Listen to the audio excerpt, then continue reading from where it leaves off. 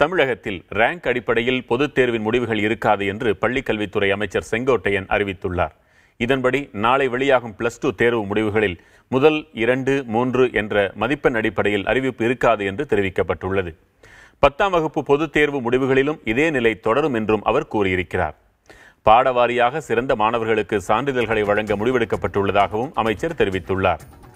தேசிய அளவிலான தேர்வுகளை கருத்தில் கொண்டு 11ஆம் வகுப்புக்கும் பொதுத் தேர்வே நடத்தப்படும் என்றும் இன்னும் 3 ஆண்டுகளில் இந்த நடைமுறை கொண்டுவரப்படும் என்றும் அமைச்சர் செங்கோட்டையன் கூறியுள்ளார். தமிழ் வழி கல்வி மாணவர்களுக்கு கல்வி உதவித்தொகை வழங்கப்படும் என்றும் அமைச்சர் குறிப்பிட்டுள்ளார்.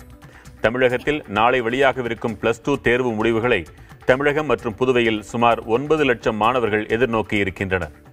தேர்வு முடிவுகள் வெளியான 10 நிமிடங்களிலேயே மாணவர்களுக்கு குறுஞ்செய்திகள் அனுப்பவும் இந்த முறை ஏற்பாடு செய்யப்பட்டுள்ளது.